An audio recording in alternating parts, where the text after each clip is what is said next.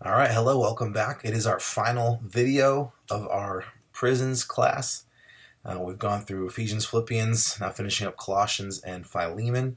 And so, the last video, we recapped the main summary of Colossians. Jesus is King. And we can remember that because of Kanye. That's right. And so, this is it, final video. We talked about doing a summary and kind of something interesting or fun each one. So, this one's a little more loose. Don't have tons of scholarship to back this one up. This is more of kind of a possible discovery, and it's worth looking into more. But I think it's pretty cool, and it fits within the biblical theology, so it works. But I wanted to go to Colossians 3:3. Colossians chapter 3, verse 3. It might be a verse that you're familiar with. It says, "And you have died." Here I have it in the interlinear Greek. "You have died, and the life of you and your life has been hidden with Christ." Your life has been hidden with Christ. And so I want to look at this word, "has been hidden." So in the Greek there is kekryptai. And so, talk about hidden. What's the English word, kind of stem we get there? Crypt. If something is in a crypt, or if it's cryptic, it's hidden, it's mysterious, you need to figure it out. And so talking about life has been hidden in Christ. So let's look at a little parallel. So if we go to Colossians 1:26, and it's talking about we'll go to the chapter real quick. Let's scroll down a little extra with the Greek. And Paul's talking about the mystery of Jesus has been hidden, and how God is designing this story. The mystery having been hidden from the ages and from the generations, having now been manifested to the saints, and how this will of God was hidden right there. That's the word, having been hidden, but now is revealed. And through Jesus, it becomes clear God's plan. And the word there is apokekrumenon. So it's a passive participle, so it is really odd. It's spelled differently. But again, kekrumenon actually is the same base of cryptic, same as in Colossians 3. Now it has the prefix apo, so it's kind of like hidden through, or hidden with, or hidden from, that whatever the preposition you use there. And they are different. So kramenon, apokrypto, and crypto do have some slightly different connotations, right? But they have the same base of cryptic. And this word is also in Ephesians, where it talks about the mystery revealed through Christ. So this apokrypto. But just going back to Colossians 3:3, there is the similar base of crypto, of being hidden. And so I just want to entertain the possibility. We read this verse, and maybe this means that, yes, we're covered by Christ. Maybe we're hidden in Christ, and our lives are covered by His, and instead of us, it's Him.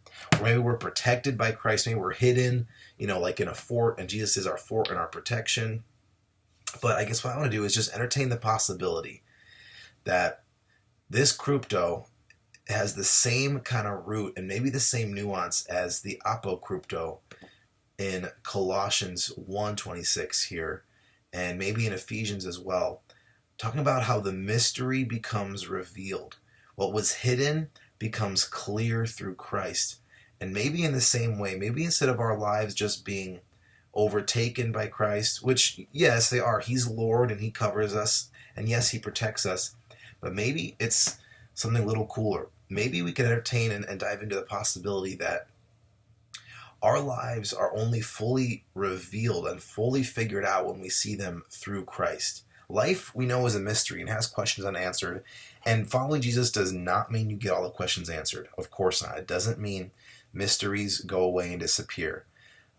There's still just as many questions as before. But maybe in some way, our lives become a little more cryptic, or the cryptic nature of our lives maybe gets a little bit revealed is hidden in order to be solved through Christ. Maybe he's the lens, like in National Treasure when they have the glasses to read the Declaration of Independence. Maybe in that same way, we see and understand our lives through Jesus. And so that's just something I caught. I think it's cool to entertain, is that, man, what a great nuance that could be, is if our lives are fully decoded and fully translated through Jesus. The fullness of who we are in our lives is translated and understood through the lens of Jesus. I think that's a cool way to look at it, and wanted to share that with you guys. Okay, let us finish this video moving on to Philemon. So Philemon is a very short letter, but it's also the most explosive, as our Bible Project friends show us here. Paul is writing to a slave owner from Colossae, asking him to receive his slave back who wronged him. Now, the reason this is such a big deal is because slavery was entrenched as a part of Roman culture, right? And it was just, the economy was based on it, culture, it was an integral part of the culture. Sometimes we wonder, well, okay, why didn't the Christians just abolish slavery? That's an oversimplification of what could have happened.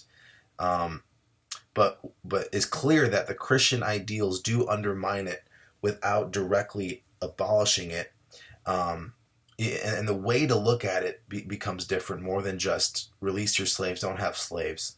Again, so Philemon, because he was a rich patriarch of a household, he would have owned slaves. That was just natural. And the New Testament doesn't command them to release their slaves, and that can be a little tricky for modern times. But again, it was so ingrained in the culture that the way the New Testament presents it still is just as undermining and explosive. And so we have to remember that it wasn't necessary to say, hey, release all your slaves, because it just wasn't feasible in their culture and economy. Slaves wasn't based on race. They all weren't treated the same way. There's no question it was a big undermining of the culture. But anyway, so Philemon owned slaves naturally, and so Paul is figuring out a way to get him to receive Onesimus back. And ultimately, Paul uses some incredible wordplay. He uses partnership to describe himself with Philemon. He says, "You're my partner." And then later, in the letter, which is a short letter, it says, "Receive Onesimus as a partner." He's saying, treat Onesimus like you would treat me. And again, the way our Bible Project friends, they show how Paul is essentially assuming the role of Christ and saying, whatever he did, I will pay for it. I'll take the penalty. View him as you view me. And this would have been, just for Paul to say, okay, just forgive him and don't punish him, that would have been scandalous enough, because that would have undermined the whole authority of the world. But Paul not only said, don't just not punish him, but receive him as a brother, like you would me. And it's an amazing letter. It's super short, but has a lot of power for that ancient world. And I will recommend a book worth reading on this, is called A Week in the Life of a Slave. It was by Dr. John Byron, actually, who's some of these slides are from. And it is a short fiction book, but historical fiction. It narrates the stories of Onesimus and Philemon and Paul, and what would have this looked like in a novel form. And so I'll recommend that book for sure. Short read, easy read. So A Week in the Life of a Slave. I would recommend that as an insight into the book of Philemon. So, well, all right. That's a little glimpse into Philemon. Again, I encourage you to watch the Bible Project videos. For each of these books, incredibly insightful, more than I can share. But I know our last video is going a little long, but wanted to wrap up. So we looked at Ephesians, how the main point is unity and newnity. And in Ephesians, we looked at chapter 1, verses 3 through 14, and all the amazing things Christ has done for us.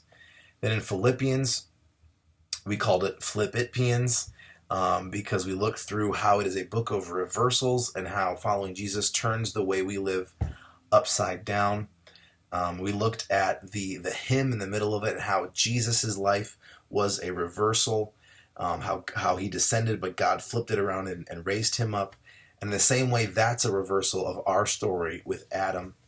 We looked at Colossians and how we don't have to do more. We don't have to worship other gods, anything like that. Jesus is enough. Jesus is king. And Kanye helps us remember that. And then Philemon here, along with Colossians, learning that we are equal. Paul takes the place of Jesus. And it is a way to reconcile humanity and undermine slavery without directly undermining it. It's just a genius move by Paul. So I am very grateful for you guys to be listening, grateful to have the opportunity to share. Hopefully these were engaging enough. But more than that, it doesn't matter what you think about me. Hopefully it brings you closer to Christ and illuminates what he has done, what he is doing, who he is. He is eminent. He does reconcile us. He's created us anew. He's unified us. He reverses our lives. It's all about him. Hopefully this points to him just a little bit more. But it's been an honor doing this. And I hope to meet you guys all one day. But blessings. And have a great rest of the class. And good luck and blessings on your journey for credentialing. Adios.